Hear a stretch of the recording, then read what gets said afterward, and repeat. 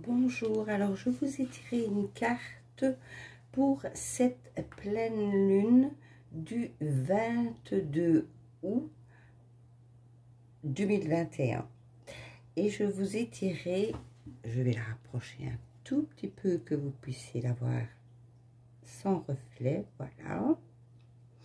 C'est l'ange Isda et la cornaline, la nourriture.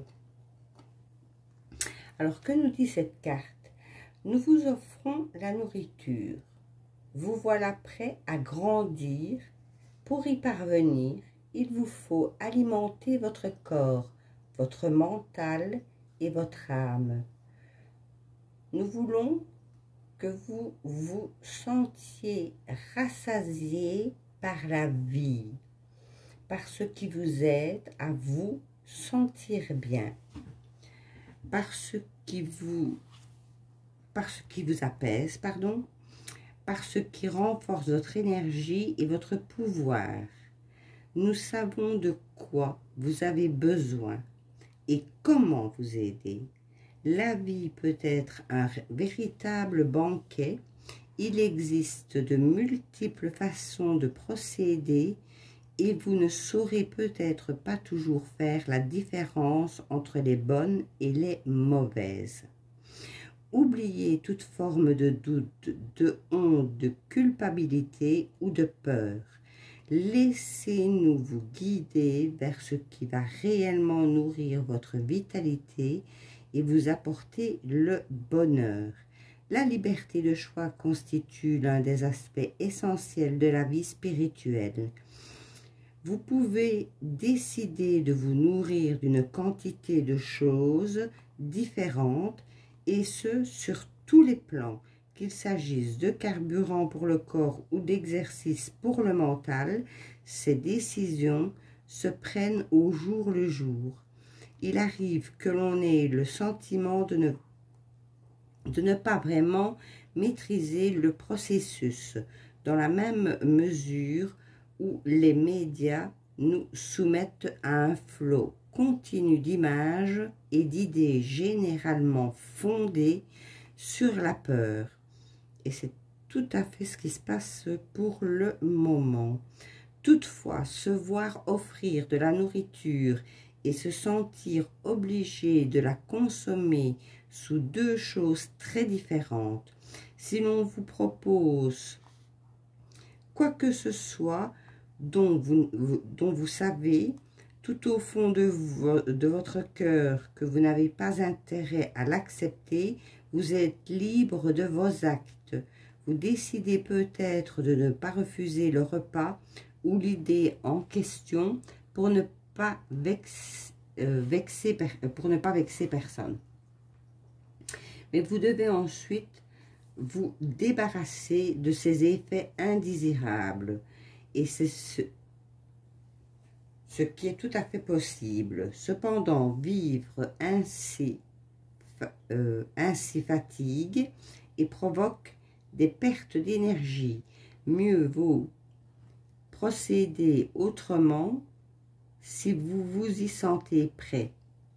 Au lieu de fonctionner de manière réactive, accueillez avec compassion ce que l'on vous propose, que ce soit dans une assiette ou au journal de 20 heures. Si quelqu'un vous présente une réalité fondée sur la peur, sachez bien que cette personne n'est pas capable d'exprimer autre chose à cet instant précis ou qu'elle ne le souhaite pas.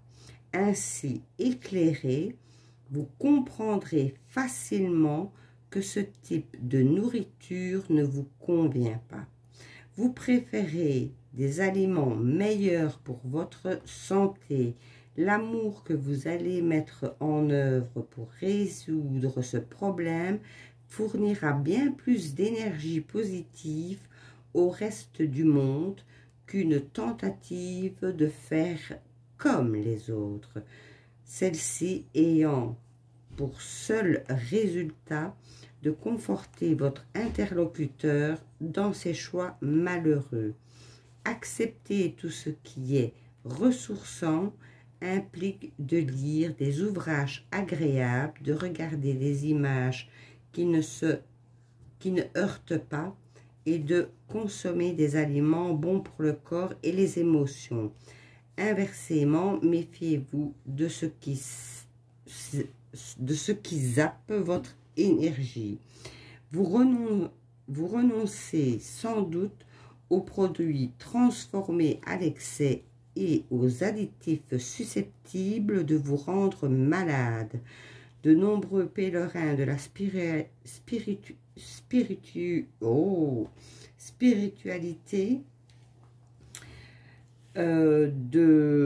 voilà, j'ai perdu le cours du fil.